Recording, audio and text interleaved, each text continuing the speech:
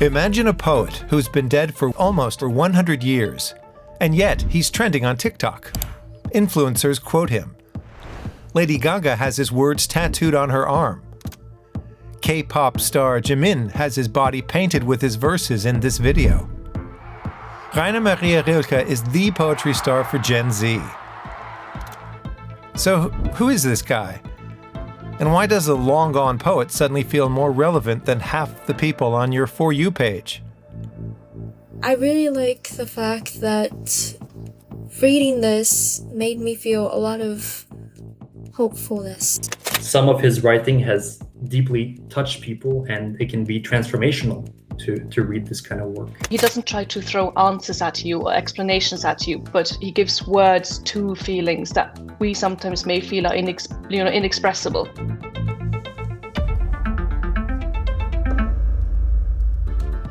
Would you believe that #Rilke has 128,000 posts on Instagram? Typical quotes. You must change your life. Let everything happen to you, beauty and terror. Live the questions for now. Profound. Rilke addresses the great existential topics of the human condition: love, death, childhood, aging, and so on. These are timeless themes, and Rilke intended his words to be timeless as well. More about the click potential of Rilke's poems in a moment. But first, who was he? Rainer Maria Rilke was born in 1875 in Prague, part of Austro-Hungary at the time. His mother had longed for a girl, so he often looked like this as a child. Rilke's childhood bedroom had two sides to it. There were girls' dresses as well as toy soldiers and weights, so probably both influenced him. He may have hated the dresses or at least been irritated by them, but he also realized he could dress up and play different roles. Rilke loved women, many women. His first great love was the philosopher and psychologist Lou Andreas Salome. He married and had a daughter with sculptor Clara Westhoff, but they soon separated. Rilke had numerous love affairs, most of them deeply emotional, which he expressed in his poetry. How shall I hold my soul so that it does not lean on yours? How should I lift it over you to other things? I would so like to stow it near something lost in darkness, in a strange and quiet spot, so it does not quiver on when your depths quiver. These women were, for him, a constant source of inspiration and stimulation. They were his companions, but much more. Muses and sometimes managers, like his wife. They all played somewhat different roles, but always served to further him and his work.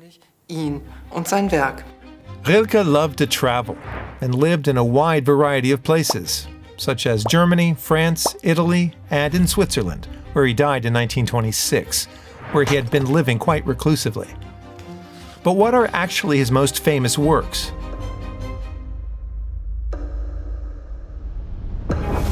During his time in Paris at the start of the 20th century, he discovered the work of important contemporary artists.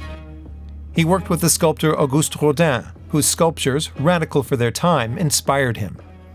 How did these artists influence him as a poet? Like a painter or sculptor, he now focused on describing one specific thing in a poem.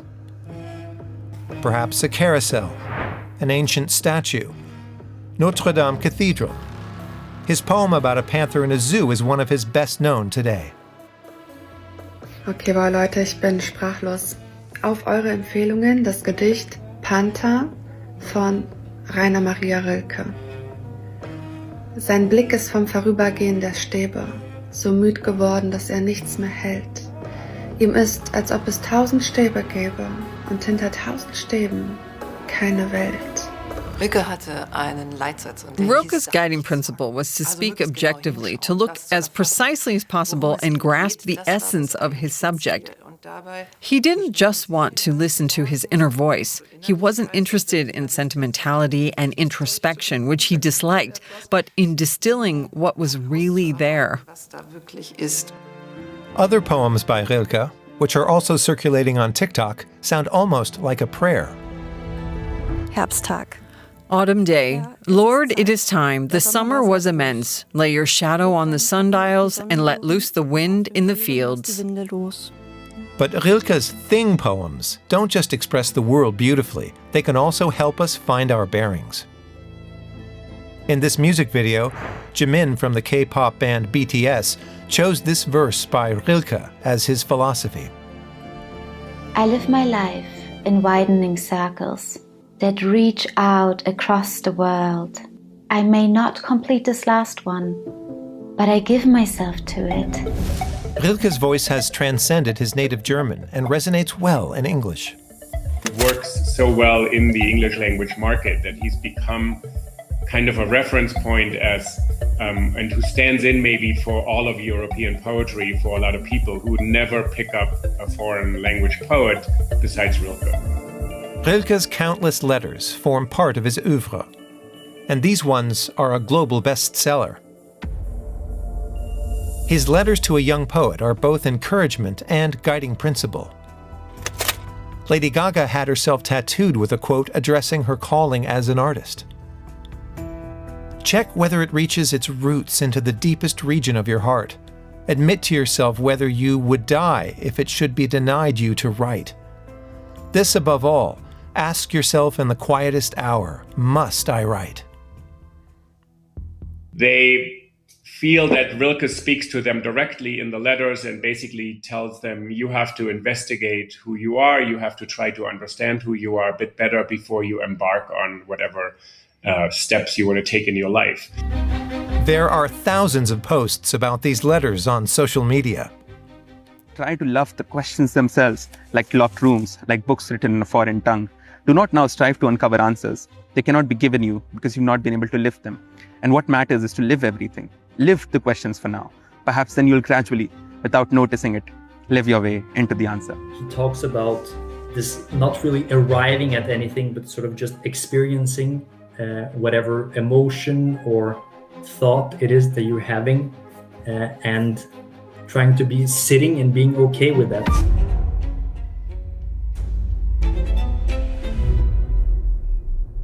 That way of thinking changes how you live through uncertainty or how you live through grief or creative struggle, and so yes, I believe that can really change your life. I think you have the power to change your life, and Rilke has the power to make you remember that. And how about you? Do you find Rilke so inspiring that you would get one of his quotes or poems tattooed on your body?